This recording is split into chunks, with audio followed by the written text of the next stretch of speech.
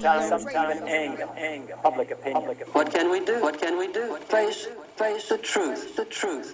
All right, man, what's up? We're live, Dead Peasant Radio, episode number 6, Thursday night get down.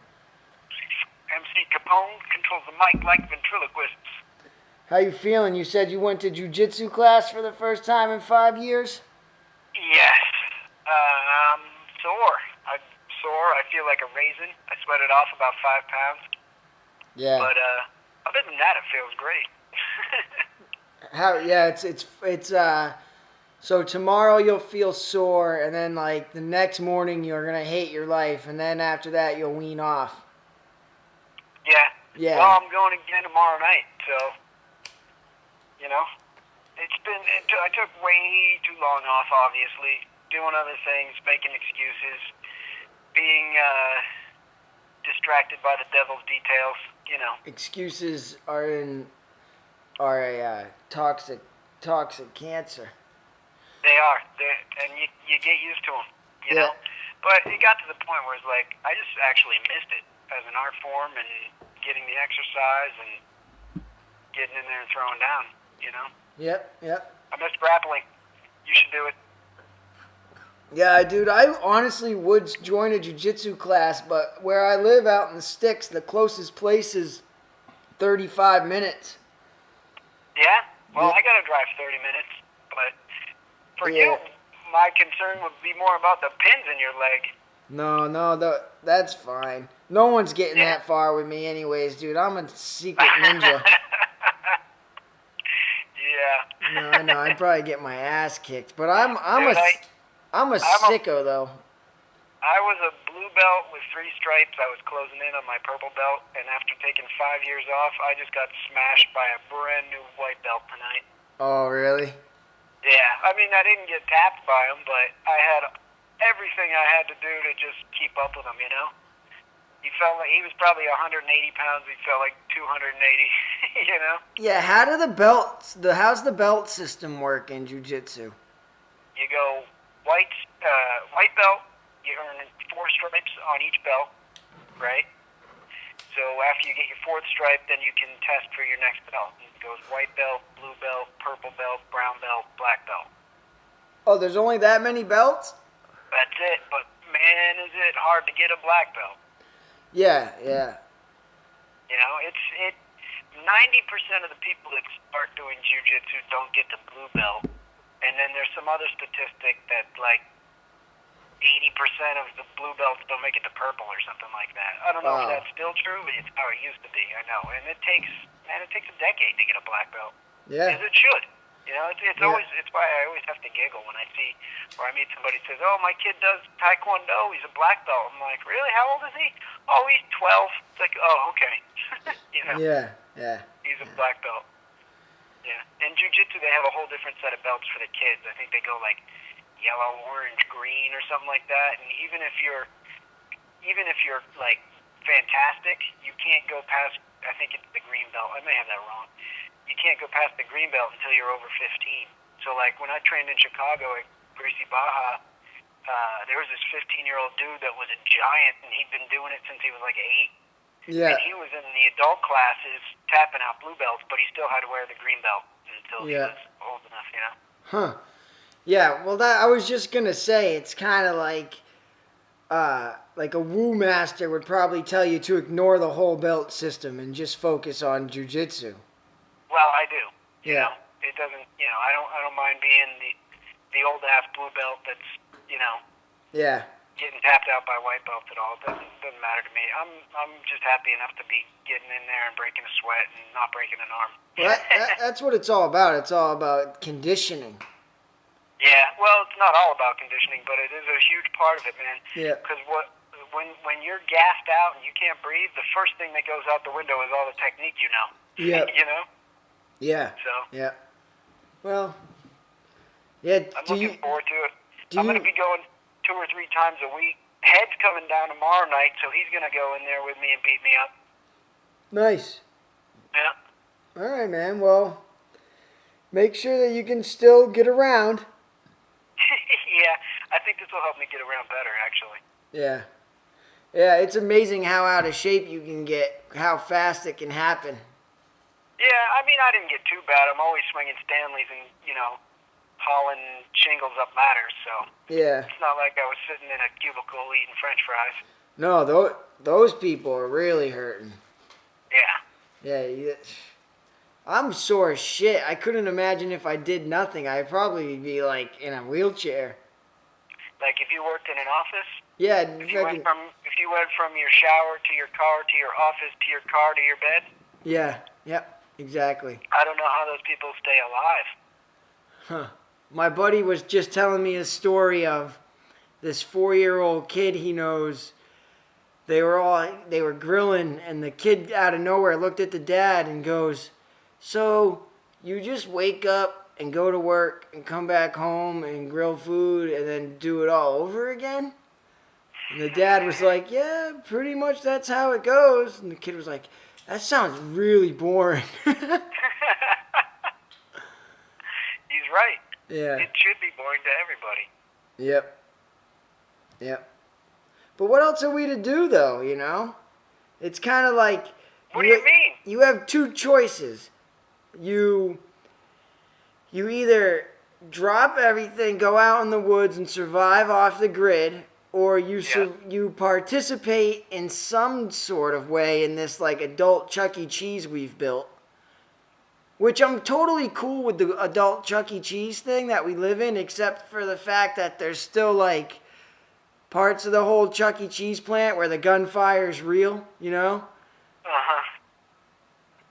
Yeah, I mean, I don't know. I think there's a lot you can do besides just get up and go to work and participate in the giant adult Chuck E. Cheese thing, You can write a book.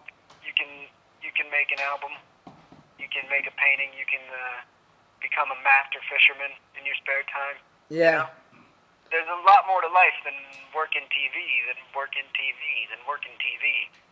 Yeah, the TV... Somebody said that. I think Socrates said that. The TV really, like, I'll get irritated sometimes with myself. I'm like, why the fuck am I watching TV? And I don't even watch a lot of TV. Like, yeah, I mean, the new TV is sitting down in the internet. No one watches TV anymore. Yeah. But people will sit for hours and hours and check Facebook and Twitter and 4 or 5 websites, and, next thing you know, 4 hours is gone, and they think they were doing something. TV is miserable, dude. I'm so picky, it's like I irritate myself now. I'll spend more time trying to find something I think's cool than I'll actually spend watching stuff. Right. Well, that's always how it's been. Yeah. That's the big ruse, is that it's all form and no content. Mm-hmm. They keep you searching, and the search satiates that need in your monkey brain to be looking or be doing or conquering something. But really, there's nothing to be found anyway. Yeah. Well, in the caveman days, that desire would have led you out into the field to hunt and gather. Yeah, it would have led you out to kill an antelope or get killed by a wolf. Yeah. Man, that's better than fucking going slow in the hospital for 4 months.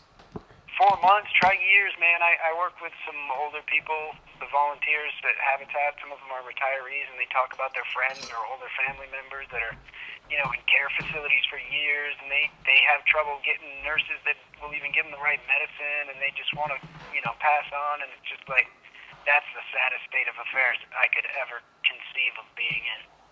Yeah, I say this all the time, and my lady thinks I'm fucking nuts, but I mean it. Like, when I'm older, and they're like, listen, you got this long to live. We can make you comfortable for this long. I'm going to be like, fuck that, man. I'm loading up the Winchester 6-shooter. I'm fucking filling my back up with snacky cakes, and I'm going out into the woods, man. I'm just going to see how long I can go at it. Yeah, that's my plan, is when my body starts to fail and I'm wrapping it up, I'm going to douse myself in honey and wander off into bear country.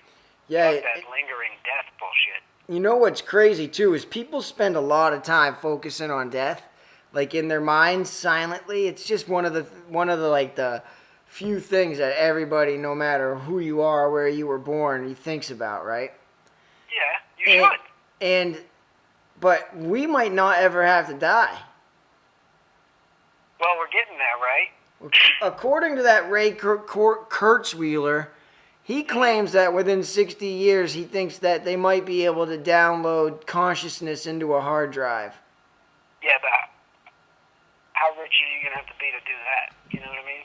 I don't It's know, not like man. they're going to get that technology and share it with people. It's just going to be David Rockefeller and George Bush Sr. Here's the deal. They're going to make themselves immortal.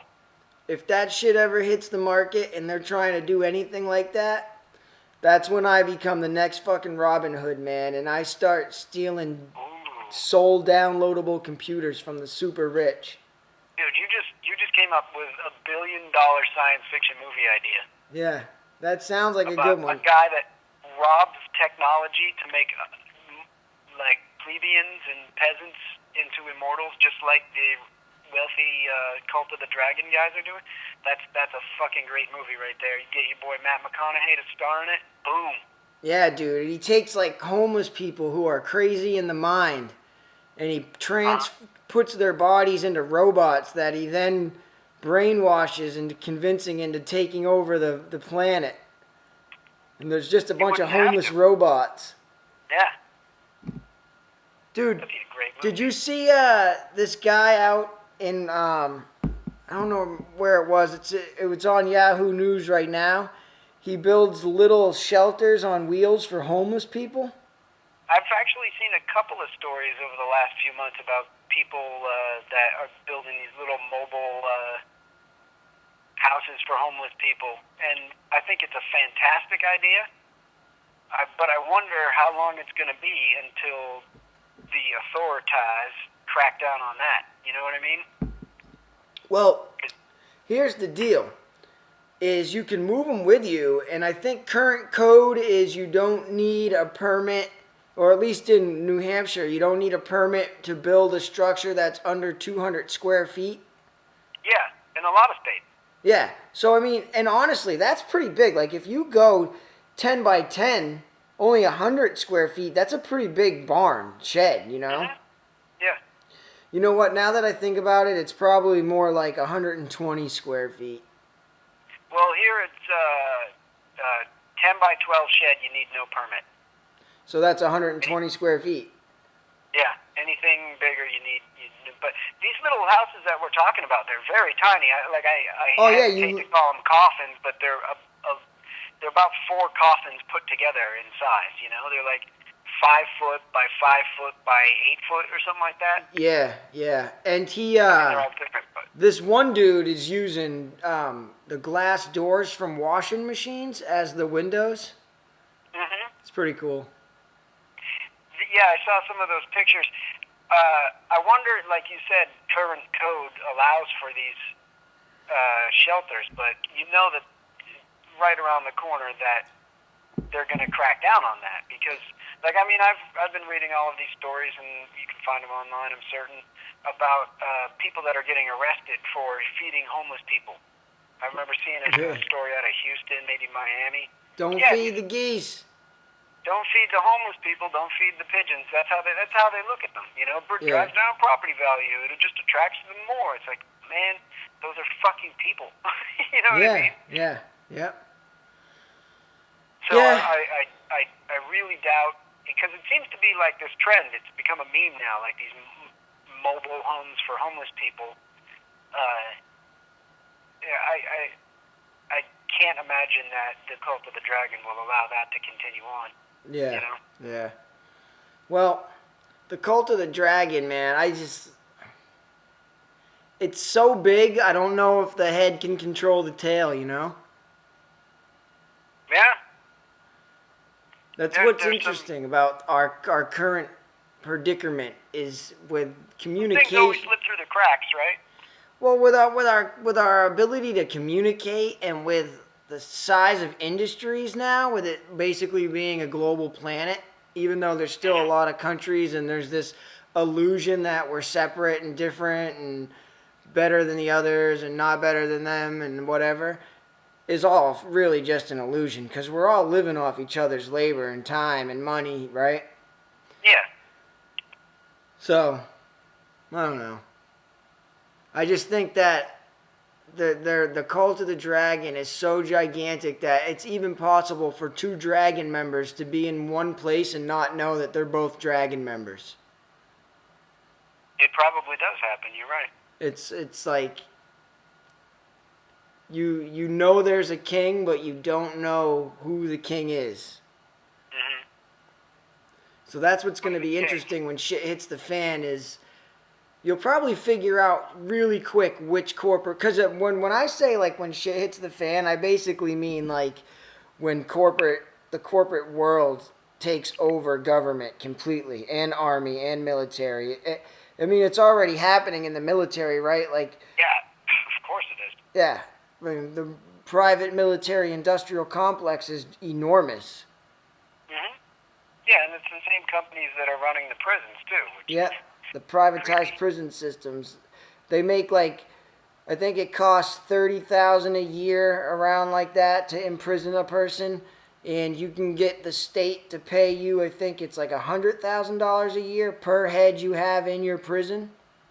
Whoa, are you serious? Yeah, so they make about $70,000. I don't know if any of this is legit. It's just like what I've gathered listening to podcasts and stuff. That they make anywhere from like $50,000 to $100,000 off each head they have in prison. Man, that's disgusting. And it doesn't matter what the person did to be in the prison. That's what's fucked up. It's like they'll put someone away for weed, and they'll get just as much money to house someone that got arrested for weed with no violent priors as they will get for someone that's just is a blind killer asshole.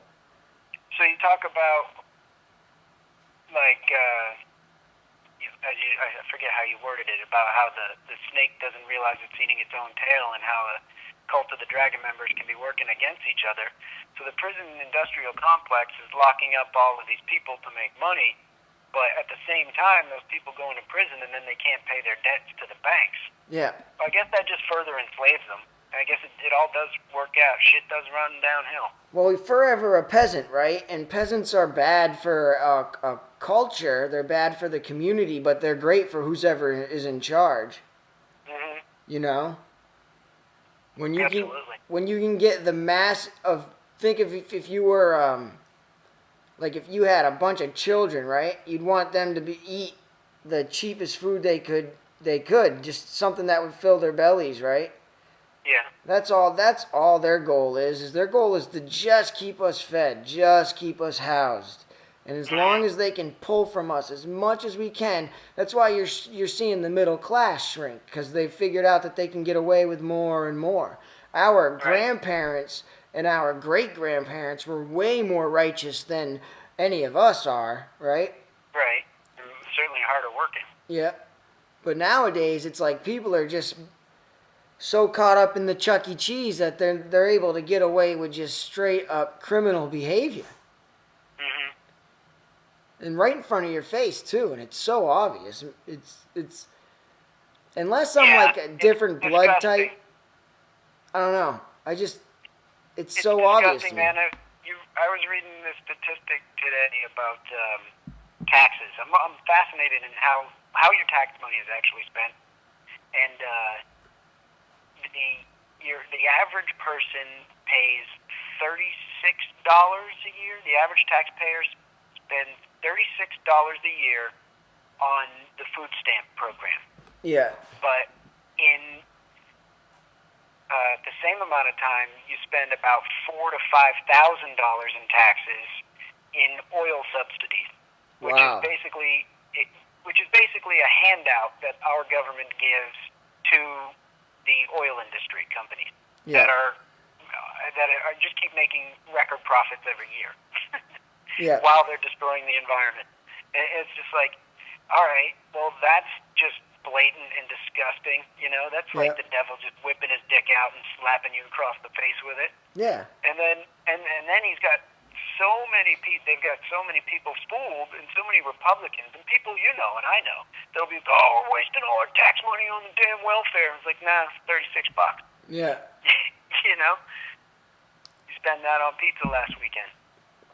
Yeah. So I mean, it's like you give them this money in taxes, and then they take that money and they give it away in subsidies, right? And to big government contracts, and it all goes out to private corporations, and they're growing corn, which is like basically nutritionless, right? You eat corn on the cob, you poop out the corn. It literally does nothing for you. It makes you feel full. Yeah. And they're killing the topsoil from growing the same crops and using the same pesticides over and over again, right? Mm-hmm. Instead of taking that money and just being like, hey, grow hemp, non-psychedelic hemp, we can make paper out of it. Grow more spinach. Grow more beets. Grow more Brussels sprouts. Grow shit that is actually nutritious for your people. Yeah. But they don't want to do that, man, because what happens when people eat nutritious food and when people don't work so much to earn a living, they become more intelligent because their bodies aren't run down, their bodies are healthy, and their bodies are running like a perfectly tuned sports car. But when you feed them shit and you overwork them, they get out of shape and they're always tired, and all they get is 4 hours a day to themselves, plus weekends. That's enough to get the errands done around the house, and then you send them right back into the grind. And people don't even know it's a grind. People will say I'm a conspiracist, you know? The truth is that we live in a system that clearly benefits a group. And that group is benefited by feeding us shit food and working us to the bone.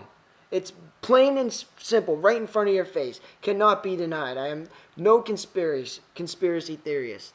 This is straight up reality. Yeah, it's right in front of you. And what's fascinating, Atlas, is it's manipulated by a group that doesn't even know its head from its tail. And it's growing out of control. And it's about to eat everything in its environment, including its own self. Yeah. And once it's all gone, it will start over again. It's a very Taoist way we're coming to an end.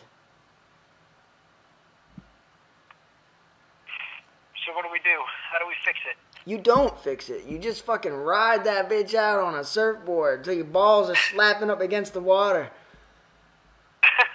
You just got to make sure where you live is cool, you know? Yeah. Mother Nature's a conscious being. She knows the evils we've done to her. She's going to be pissed at me, man. I've done a lot of paint shit.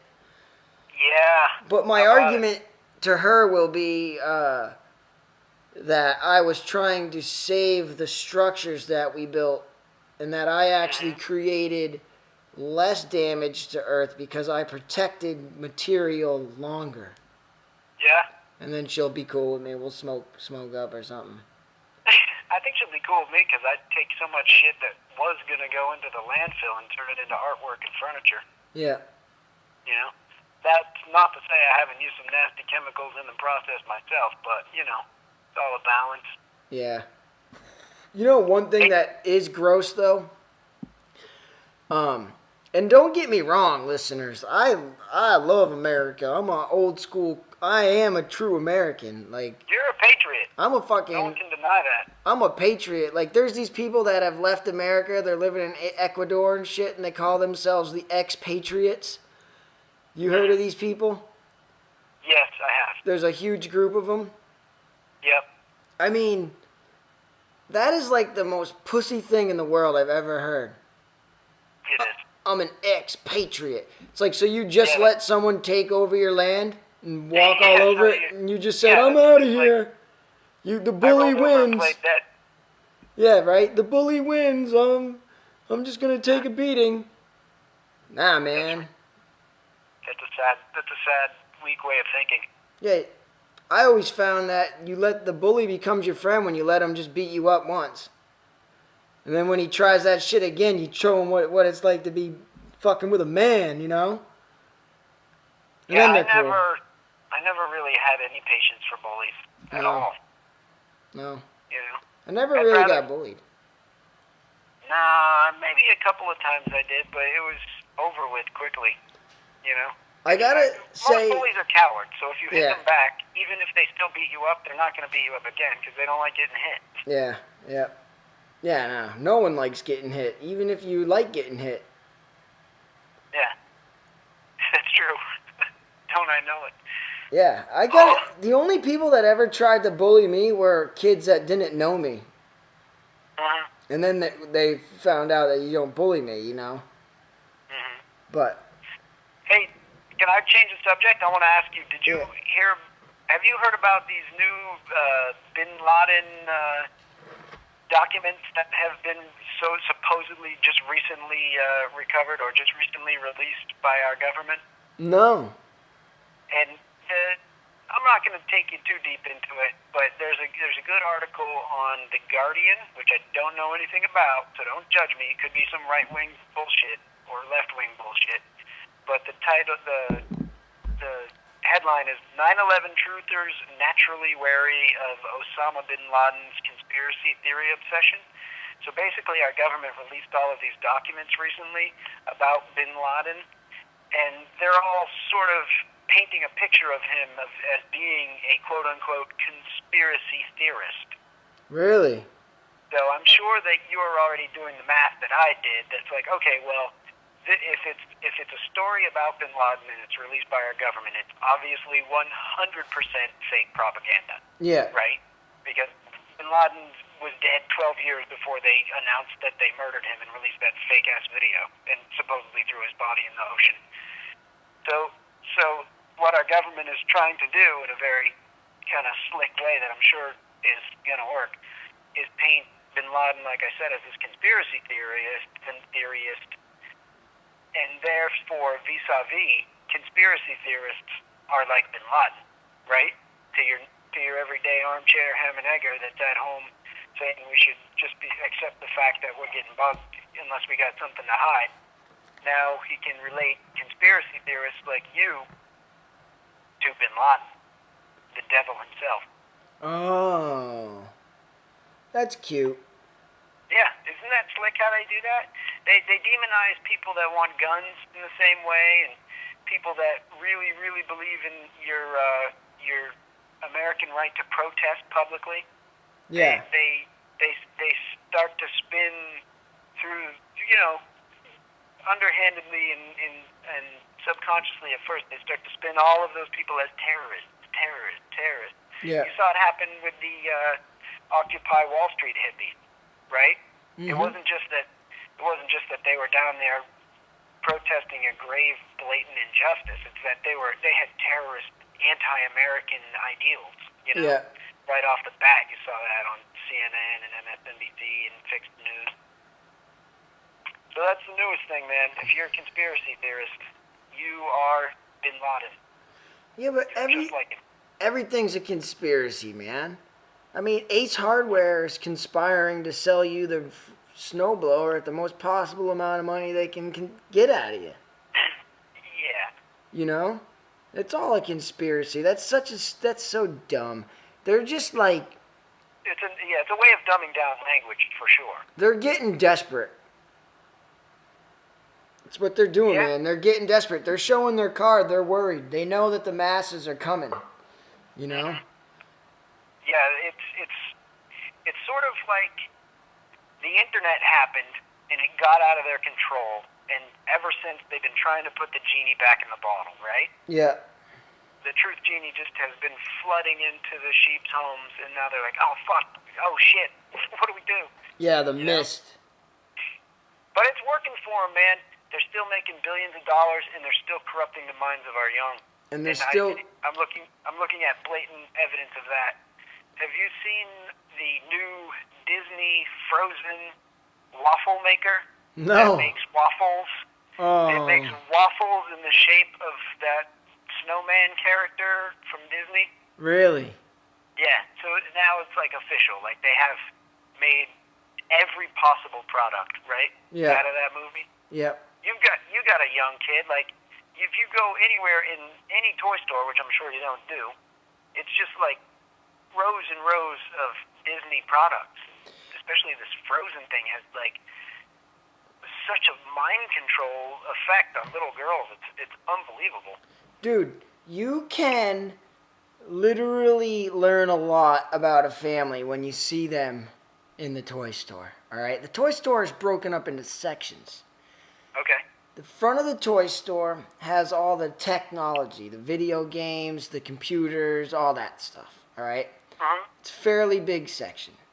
Then you have on the right side, you have all the girl stuff, and it's like all like the little girl stuff, the little baby toys, which is pretty innocent shit, right? Because kids at that age are so controlled by nature that not even a fucking pre-programmed robotic human can really affect them. They're just kind of, you are literally at their mercy. They're in control, all right? So those toys are pretty innocent. On the left side, which is interesting because it's right after the video games, you have the like 7 to 13-year-old boy toys, right? You have like all the Star Wars stuff and all that stuff. Yeah, that's all warrior programming. All right. Then from the warrior programming in the boys' side, it goes into the sports, the bicycles, all the sports, like 2 aisles of sports. And then at the end of that is an aisle with all balls in it, and then behind that is like more skateboards, bikes, all those like freaking sick Power Wheels they make for kids now. They're fucking awesome, dude. And then on the right side, it goes little girl stuff. Then it goes into a little older girl stuff. But listen, this is where I'm going, right? It goes little girl toys, then it goes into like co-ed toys, and then it's like girls' toys, and then it goes into the science aisle, which is a pretty cool aisle. And then after that, it goes into like the older kids' science aisle, right? Yeah. And then after that, it's all games for like adults and board games, like every board game you can imagine. So the left side aisle for the boys is super masculine. It's everything right from the beginning is Star Wars, G.I. Joe, sports. Yeah, warrior programming. And then the girls stuff starts off really girly, and then once the girls get older and they grow out of the doll phase, they go into this more of a like science games and that type of stuff. The girls are they're co-ed, but it's on the girls' side, right? Interesting. So it's definitely like, I don't think that's any one person. I just think that like I have a kid who's 1.5 years old, and he naturally picks up his toy golf clubs and smashes shit. And he never learned that from me. He didn't ever see me hit anything, you know? Right. That's just nature programmed him. You know, people get all bent out of shape. They're like, my kid doesn't eat that well. I'm like, well, what are you trying to feed your kid? And they're like, oh, chicken nuggets, pizza, you know? It's the only thing you'll eat. No. Like, when they're little, dude, they won't, like, it's the complete opposite. It's like, because like I said, they're programmed completely by nature. And, like, you put down a peanut in front of a little kid, he's eating it, right? Right. You take, like any type of fruit, watermelon, mango, anything, cut it up.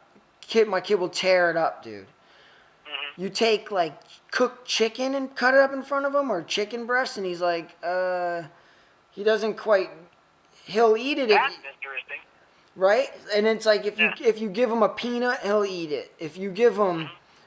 he loves banana slices. He loves banana slices.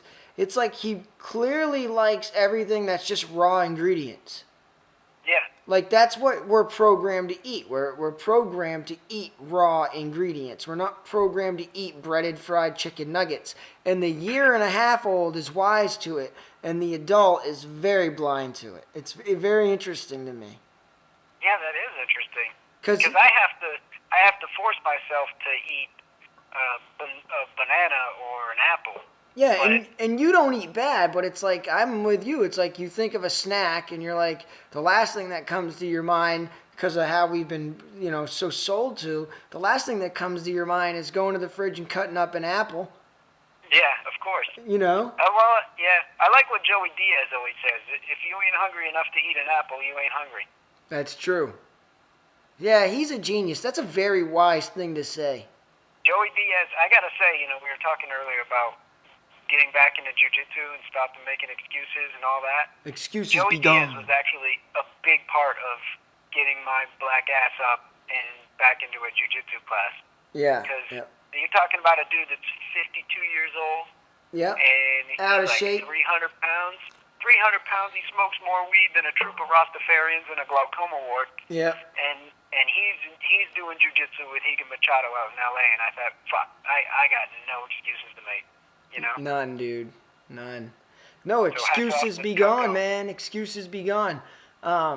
So, hey, you started reading Outwitting the Devil? Tremendous. Isn't it fantastic? I'm on chapter 13, I think. Yeah. And I have to say one thing. What? It's not, you said, who did you say the guy is that plays the devil? James Earl Jones? It is not James Earl Jones. Oh, come on. It's just a dude with a lot of bass in his voice. It is not James Earl Jones, but I digest. I'm just a good salesman, man. I knew what it was going to take to get you to do it. It's fantastic. I'm going to have to listen to it 6 times to comprehend most of it, like to get it all. I'm annoyed when the woman comes on to talk. What it is it was written in 1938, right? Yep. And it was released in 2011? Yes. Is that right? Yep. So By they a have this famous author. modern-day woman coming in and giving these interludes to explain what just happened or what's coming up, but I don't need that. I just want to hear what the man wrote. No, I agree. Yeah. Like the first chapter. The first chapter is just her, right?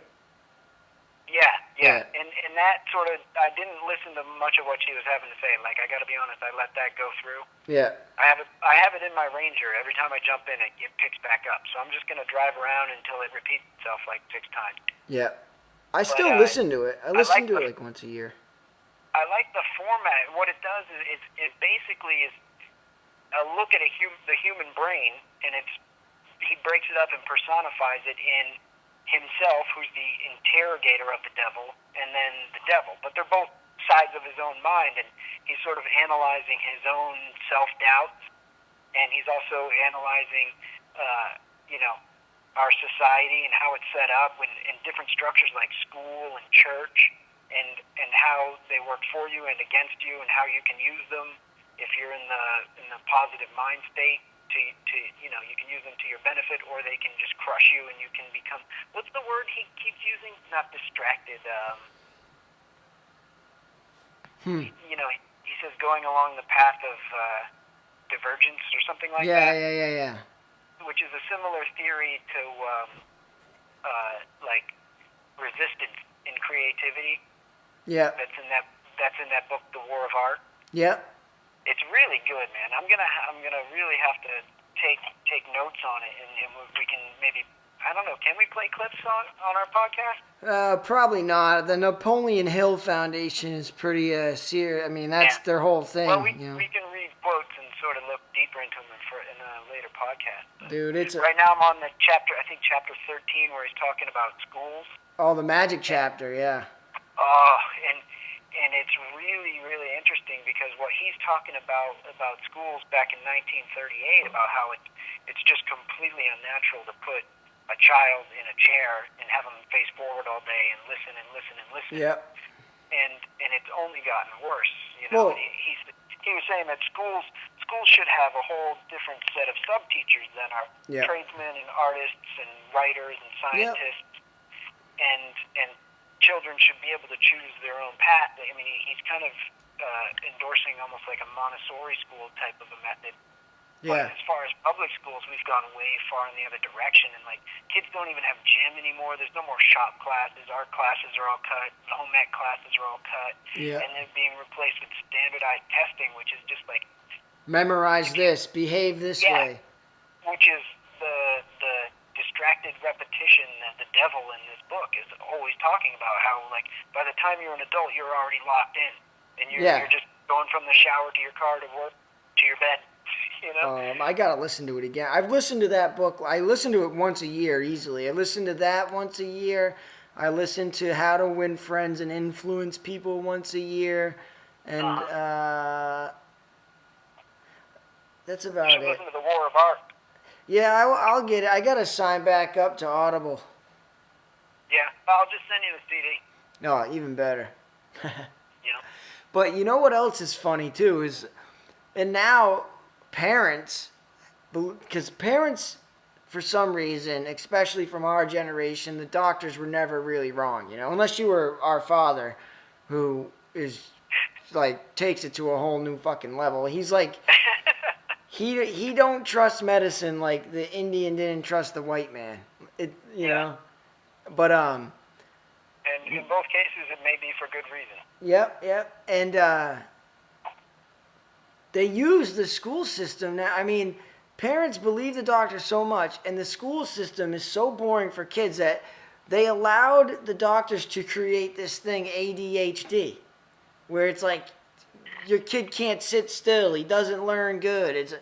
No, he doesn't learn good in your boring ass bullshit system, right? Yeah, he's the boy. Yeah. He definitely doesn't need chemicals to alter his brain in any way. That's just fucking crazy, right? I mean, I'm sure there are kids that do suffer from neurological disorders and panic disorders and stuff like that, but it does not equate to the just overwhelming amount of kids that are being given Ritalin and whatever else they're concocting nowadays. I mean, the first sign of individuality almost, it seems like parents are like taking the doctors and the school's word. Oh, he's going to be on Ritalin just like Billy next door, Dude, I had a close... Makes me glad I don't have kids.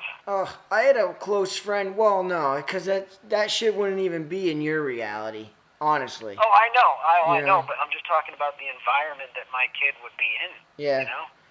If any teacher ever told me that my kid was like couldn't focus and was like a problem child, I would just be like, all right, man, time to send his ass to nature school. That's already clearly not what your kid is like at all. Anyway. No, but I don't know, man. Don't put your kids on chemicals. Fucking the problem is that the school is so fucking boring, dude. Oh my god. And like it doesn't. I had a close friend who was put on all this shit, and it kind of fucked him up, man. He didn't need it. What his ass needed was trade school. His ass needed to, he needed to be learning what adults do, because he was so intense, so much energy. He was smart, and you expected him to sit in a fucking class all day and learn about Mickey Mouse bullshit that doesn't even fucking matter.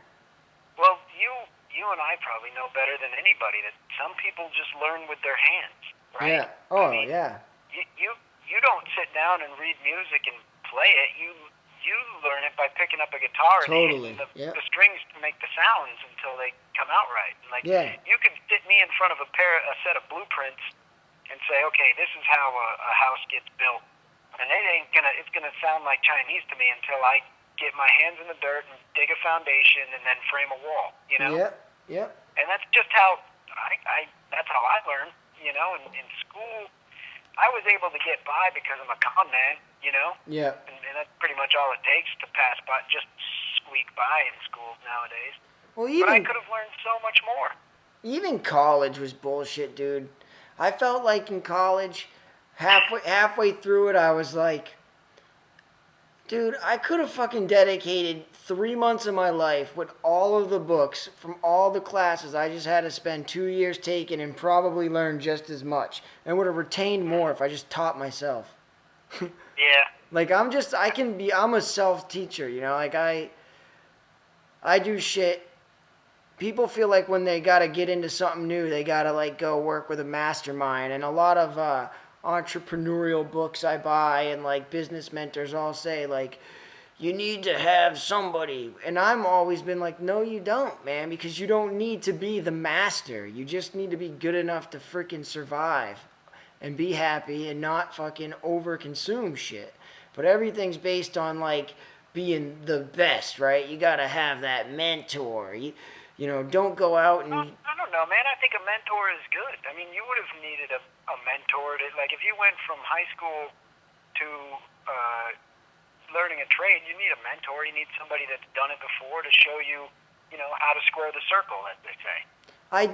You need a little boost, but you don't need like 20 years of schooling to go off and do your own thing. And I'm all about people doing their own thing. And you certainly don't have to spend $40,000 a year to do so. That's what I'm right? saying. You don't need to like spend I could have gotten the graduate school education that I got. I could have gotten for almost free by going and interning for Herbert George. Yeah, In exactly. his sculpture studio. Tell me if you think this is good advice.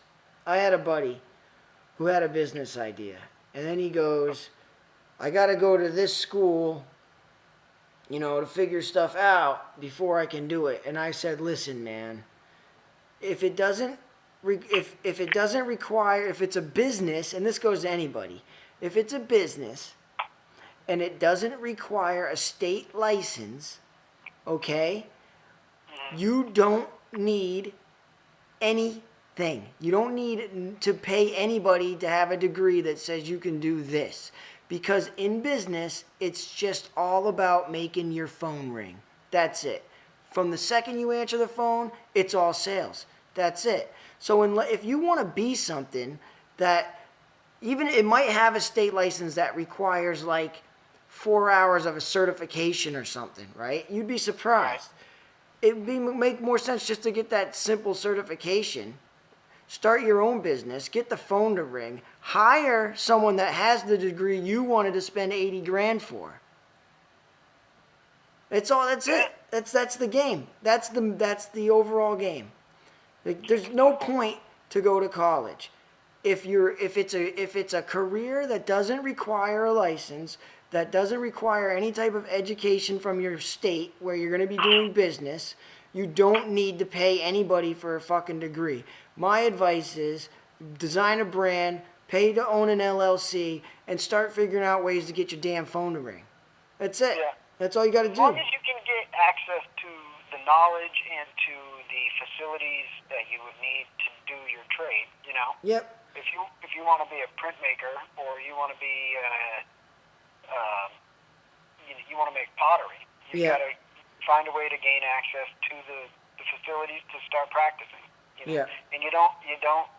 And it's funny because I used to be an art school recruiter, but you don't have to pay $30,000 a year to go full time to an art school. You can learn that stuff, through night classes and or just interning at a good shop. Yeah, that's what I love about the internet, because Google, what do they say? I saw a bumper sticker the other day, YouTube University. It's true, though, man. I do it all the time. I replaced my pool pump to my pool because it got burnt out. Yeah. All on my own.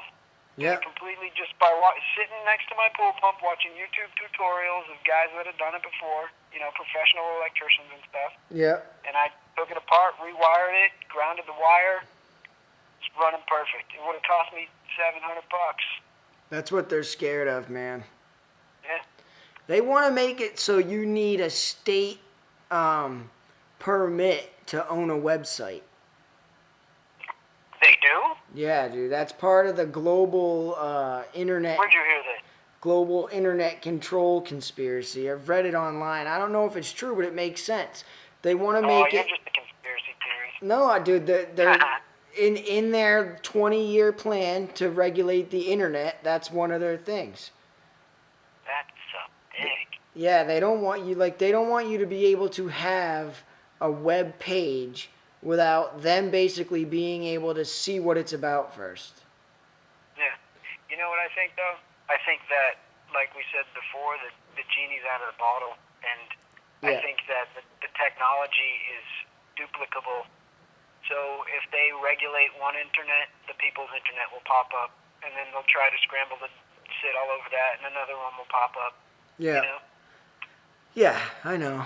But I think again, back to the dragon eating its own tail, it's like every industry has people that are part of that dragon. Like, you're not going to tell me that it's only oil and that there's no one in the solar industry that's involved with the dragon, dude. They just built a city in India that's completely fucking powered by solar. That's Cult of the Dragon shit. You don't build a fucking city unless you're part of the dragon. It's just that the part of the dragon where the oil industry resides is like the arms, right? and the solar is like the back of the calf, and it's like can slap its calf every time it feels like it's getting a little out of control or something, right? Yeah. I don't know, maybe that's a bad way of putting it, but it's an interesting image. But I think that we're better off just sitting back and watching the freaking dragon die, man, because it's going to happen and there ain't nothing we can do. People aren't going to change overnight. There's those people that say, like, what they need to do is they need to come out and they need to admit that the aliens are real and we need to be told the truth about our human history and everything will change overnight. Religions will die overnight. Dude, people have way too much pride and people are way too fucking dumb to just say, oh, everything's cool now. If that ever happened, that would just be the beginning of chaos. Yeah, for sure. That would be a complete breakdown of society that nobody would survive, I think. Well, think of how many people aren't behaving. Then think of how many people are only behaving because they're afraid of what might happen to them when they fucking die, right? That's going to quadruple the idiot pool. I mean, it's just going to be a bunch of religious fanatics who refuse to admit the truth, right? Refuse to accept the truth. It's going to be a bunch of people who now are like, well, fuck it. I've always wanted to rob Dunkin' Donuts, right? There's no fucking God. What's the point? And then there's us. Yeah, I guess. Without a God, I mean, a lot of people are going to... I mean, if the only thing keeping you from violating the Ten Commandments is the fact that you know that there's a God, wow, you're a psychopath. You're a real psychopath then. Yeah.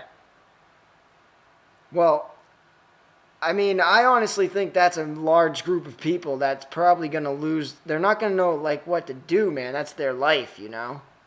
That's their sobriety. It's their everything, man. I don't think I live deep enough in the woods.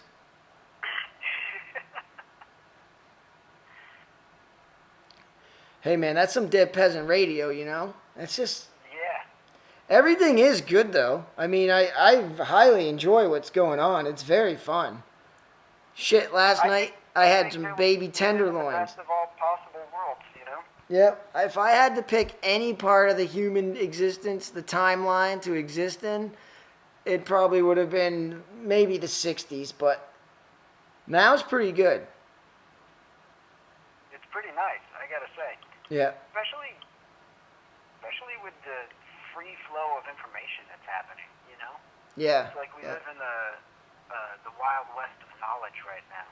And yeah, a lot of people are fucking veering off course and just using it to send each other pictures of cats and look at Kim Kardashian's ass that's apparently made out of styrofoam or something. But other people are looking into like the real history of the world and that's me. Philosophies and ways to fix their own pool pumps and how to eat better and things like that. Dude, I'm totally I'm a wicked nerd, man. Like I only watch documentaries. I do have a little bit of a bad fetish for like anything that has to do with fucking aliens. I don't. It's so pathetic, dude. There's times when it's like 11 o'clock at night. I know my kid's gonna wake up in like an hour and wake me up. I'm like, I should be in bed, but just 5 more minutes of this Secrets of the Pyramid episode, and it's like a bigger freaking addiction than sugar. I love it. Yeah, I got pretty bad with movies about pirates for a while. Yeah, dude, right? Like, I just started to get obsessed with the different kinds of boats and like Blackbeard was apparently a real dude, and you know. Dude, yeah. So now I learned a bunch about pirates. What good does that do me? Hey, you know how I'm known on Dead Peasant Radio to like really talk shit about actors? Yeah. Can I talk wicked shit about a TV show? Oh yeah, let's get. All right. Let's go anti-Dead Peasant Radio and get into some stupid gossip. All right. I'm about to say fuck you, Game of Thrones. Uh-oh. Wait a minute. What happened? Dude, they turning this shit into a fucking soap opera. Okay. I feel like the first season was so intense right from the beginning. Giant wolves, right? Yeah. Like just Beheaded. awesomeness. And now, and tons of naked chicks and boobies everywhere. And now it's like they got rid of the boobies and it's a bunch of wieners. There's a lot of dong. Right? Dong heavy. Yeah, dong heavy. And you know, it's fine. I'm all for equal time for the ladies' eye candy, but let's bring back some boobies if we're going to be so dong heavy, right? Yeah, let's at least... Because girls like boobs, too. Yeah, some do. But, Some dudes like dongs. I guess so, right? I'm not mad at them, but, you know, fair And- play is fair play. It's so much soap opera. There's a lot of political, like, maneuvering and Machiavellian sort of, like, stuff, and not a whole lot of ice giants smashing walls with, you know, hands Yeah. and stuff. It's like... That's what I'm And the I'm zombies... giants. And they haven't talked about the kid that was under the tree with the wizard, the crippled kid. Oh, yeah, I forgot about that. Right? They don't talk about that. They talk about these freaking Lannisters, dude. Honestly, I don't wish bad shit on anybody, but I hope all those motherfuckers come down with, like, the bird flu and get put like up... It's annoying with, like, the whole plot line about, what's your name, Sandshark Lannister? No, not Lannister. Sandshark, Oh, Sandria? Or... It's Sandshark. stupid, man. It's freaking... I don't It's care. Days of Our Lives, man. It's General Hospital. It sucks. Show me some dragons. Show me some knights fighting. I like that giant woman knight, Bree. Yeah. I like to see her chopping up dudes. Yeah. I want to bring back the ice giants. Yeah. Let me know what that freaky little magic kid is up to. Yeah. And less dongs and less, you know, political maneuvering. Yes. We don't care about the political maneuvering. We care about the giants, the zombies, the giant girl slaying people, the dragons. And the mountain. Where's the mountain? Yeah, what's up with the mountain, dude? What the fuck, right? They'll save it all for like the last episode. What we just said will be the last episode. Yeah, I know. And they keep talking about these fighting pits. You know what I mean? Yeah. Like, well, show me the fighting pits. That sounds awesome. Yeah, see the what fighting mountains can do in pits. The fighting pits. Yeah, dude, what the fuck? And there's a gigantic dragon that's just out in the world kicking ass, and you don't even show the dragon for 5 minutes. They show him fly overhead, like, for 10 seconds. Yeah, like... No, I want to know half the episode. I want to see him burn and go. The dragon should be a character. Like, there should be, like, 5 minutes of no dialogue, just shots of the dragon and what he's doing. Wasn't that the best part of the last, Lord of the Rings? Oh, I haven't seen the last one yet. Oh, it's okay, and then, like, the last 20 minutes. Oh, I saw that, dragon yeah. Fucking things up. Dude, you know what? The dragon is the same voice from Outwitting the Devil. It's the same guy. It's not the same guy. No, it really is the same guy. You keep crediting all these people with that dragon voice. I'm gonna have to find out who it actually is. No, that's the same guy. I'm telling you, dude. Look it up. It is. It really All is. right. I will look it up. I wish I could do it right now, but the new Dead Peasant Radio studio is in the basement, and the internet sucks down here. It doesn't. Yeah, it's the router's way upstairs. I can Google it in if you can talk for a minute. Yeah, man, I can talk. So, hey, if you're out there and you're listening, why don't you go to deadpeasantradio.com, where you can look at fine sculptures created by Adam Capone, the host that you're listening to, the guy that sounds like he's on a telephone. You can go listen to my music, MC Capone. You can download pretty much all of it for free at deadpeasantradio.com. We recommend that you read the book, Outwitting the Devil, considering that's what we're talking about right now. Or get it on audiobook, because who has time to read? Oh man, I'm failing on this Google search. All right, man, we'll figure it out. We'll put it in the show notes, maybe. I think you're wrong. We'll settle a bet at the beginning of the next podcast. My bet is the guy that does the voice on Outwitting the Devil is not the dragon on not Game of Thrones, Lord of the Rings. It is. It totally is, man. Well, we'll settle that bet. All right. I have heard that guy's voice elsewhere, though, in that devil tone, and I know he's playing the devil in more than one place. All right, we'll It's definitely not James Earl Jones. That much I'm sure of. Dude, I'm telling you, man, it's the same fucking voice, kid. Napoleon Hill is like, if you've ever gone anywhere, like if you've ever gone to any school that teaches business, you know who Napoleon Hill is. Yeah, I had never heard of him until you recommended the book during the last podcast. He wrote his famous book, which was released when he was alive, was Think and Grow Rich. Say that again? Think and Grow Rich. Oh, okay. Is that one good? Yeah. It's more like basically just do one thing well. They're all the same, man. All those fucking books are the same. They all say the same thing. You know, most people will read 100 of those fucking books looking for the answer, and it's the same fucking thing in every book. It's just pick one thing, master it, do it well, become the best become the best at it. Mm-hmm. And that's the key trick to life. And they're right. And know thyself. That seems to be a big component of all of them. I mean, you know what I mean? Because that's what Outwitting the Devil is. He's setting up an inner dialogue, right? Yeah. He's looking at his own thought process, which was a big part of a lot of the mystery schools of ancient Egypt. You know, when they talked about the man and the Atman and the observer. Yep. And that's sort of what Napoleon Hill does, is he breaks down his own analysis of things and looks at it from different sides, which is a really nice way of thinking. It's about separation and balance. It's about separating from the crowd and balancing your own existence. I like that. Trying to build a balance. Yeah, Atmosphere had a song. I'm not really that big of an Atmosphere fan. I do like some of his songs, but he has one song that for some reason it's been in my head for years. Which one? He goes, I'm trying to build a balance, trying to build a balance. I mean, that's like the hook. Yeah. It's just, for some reason, it's always stuck in my head. Well, it's because you're a Taoist. Yeah, I guess so. You definitely are. No, I know I'm a Taoist. If I had to put myself in anything, I would say I'm a Taoist. But it's just funny how I didn't choose it, you know? You what? I didn't choose it. I didn't choose to, like, fall in love with that song. It just kind of was...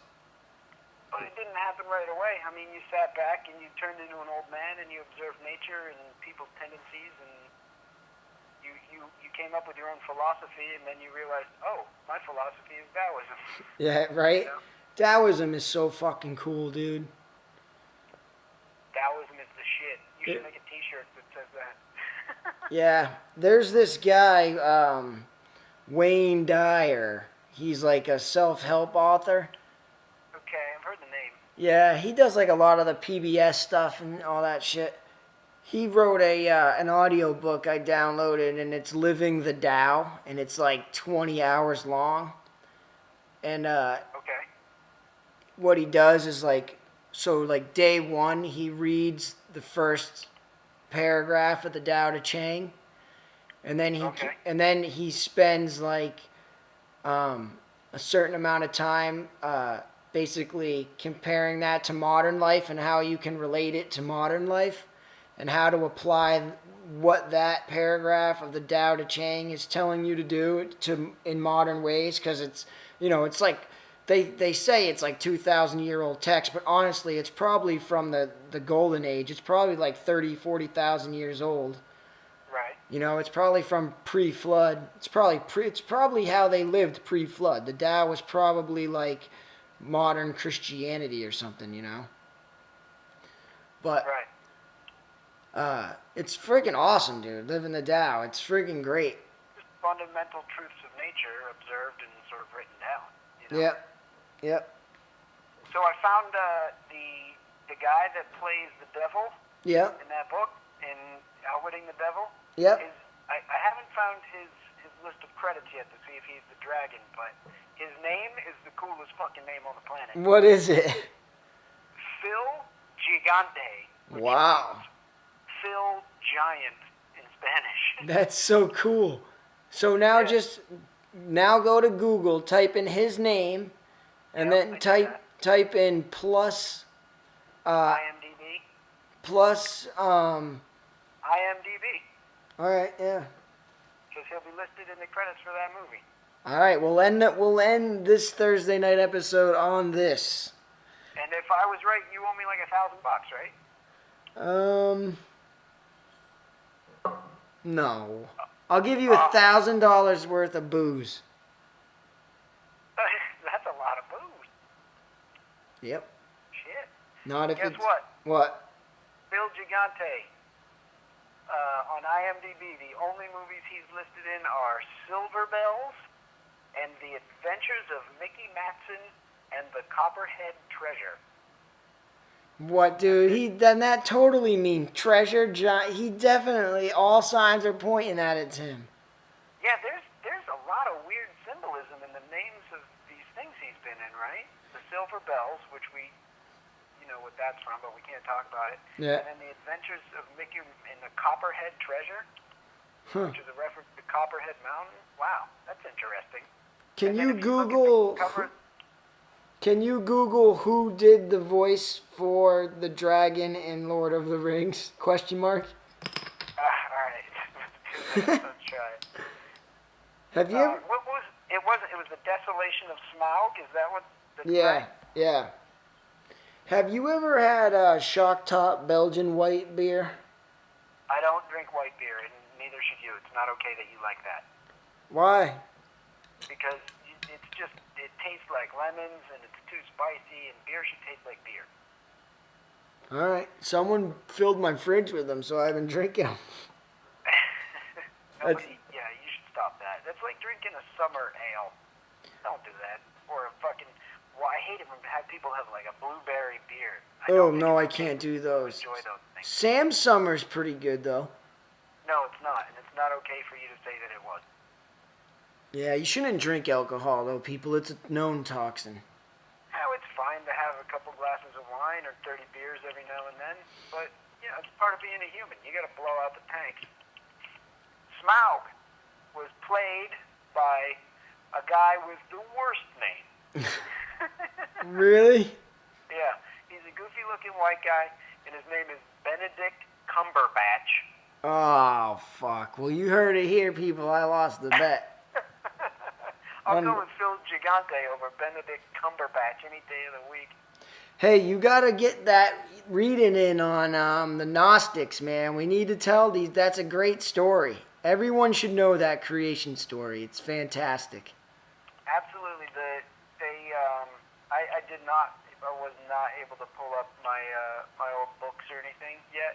Yeah. But I did do a little bit of internet research, and I was correct when I was saying that their overarching god, for lack of a better term, they do refer to as incorruptibility. Because yes. The Gnostic, they didn't have, gods that were personified. Their gods were personified through their name, which were human traits like incorruptibility and I'm drawing a blank on others, but like truth, and things like that. So, hey, before I forget, because when you said that kick-ass name, I heard a story today that supposedly the UFO from Roswell didn't crash in Roswell. It crashed in the next town over that was called Truth and Consequence. Yeah, I've heard that before. That's the name of a town, Truth and Consequence? Truth or Consequence is New Mexico, yeah. That's awesome. That's some cowboy shit, right? Truth or Consequence. That's right up there with Live Free or Die. It's a pretty nice name. So that's true, though? I don't know if it's true that that's where the technology crashed, whether it was alien or whatever. I don't want to get into that right now. That's another podcast. But yeah. I don't know if that's true or not, but I have read that before. Okay. Well, then you research the Gnostics, and I'll research this, and that'll be next Thursday's podcast. I'm all over it. All right. Hey, this has been Dead Peasant Radio, episode number 6. Go to deadpeasantradio.com. Look at our work. That with some music, or? Nah, I think I'm just going to cut. cut. I loved how you ended with getting shot feels strange last week. All right, maybe I'll throw in some music. It depends. Sometimes I like to cut it off dry. No, you don't do that. And you give me a cold start, too. You gotta play a song. Just, would you do that for me? Yeah, but you won't be able to hear it. I know, but when I listen to the podcast, then I will. And everyone else will. It's good for people. Just play the music. All right. Everybody everywhere. Feel good music. Everybody everywhere is scratching for what they can get. I'm from Boomtown, we bringing family business back. Off the gold rush, we selling CDs and raps, jumping jacks, I'll even curl a couple pounds. Been working pretty hard, want a piece of the ground. I never sleep around, baby, sleep at my house. A rare breed in New Hampshire like a kangaroo mouse. I got the game though, the hydro got me acting slow. My boys chilling up on Skip Row, toe to toe. Mad dough is the passion we keep, but we can't keep our heads out the trash and garbage heaps. It's a struggle when you're pretty fucking cool, and the majority of people are tools. Always gotta take them to school. I'm just being myself. I'm not really deep like the continental shelf. I'm an everyday person. Yeah, just trying to get by hard times through steady working. Try to keep my people right, but every day in this music biz is a fight. So what we gotta do to survive is what we gotta do. Everyday people, yeah, we just like you. It's so tough when your money is tight and you've been fiending for the queen of the night, spending money at the chicken fight. A long day to make $1.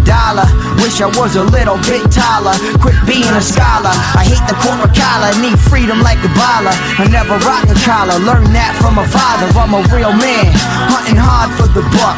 I'll shoot the sitting duck, economy on ill luck, and I still don't give a fuck about the law. They're running like a devil's claw. My mind spins like a power saw.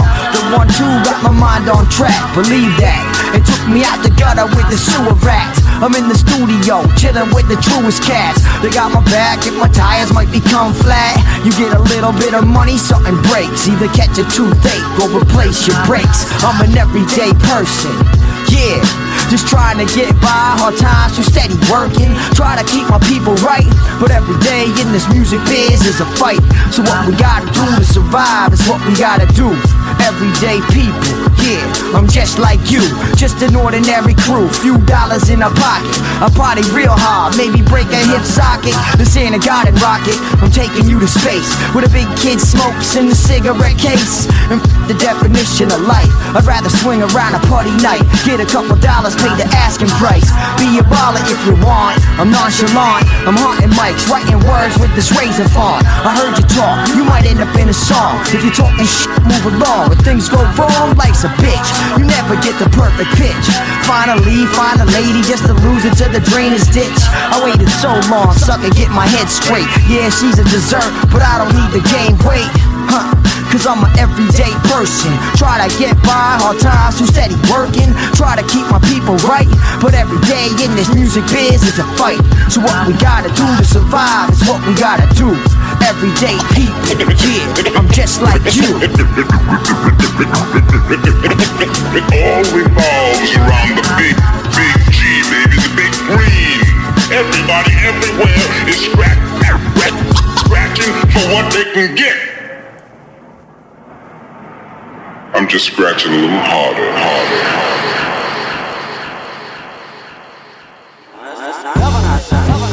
Dead Peasant Radio. We must have faith in each other. Govern ourselves.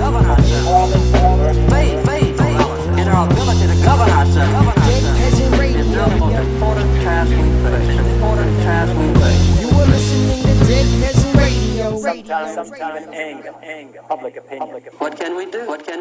Face the truth.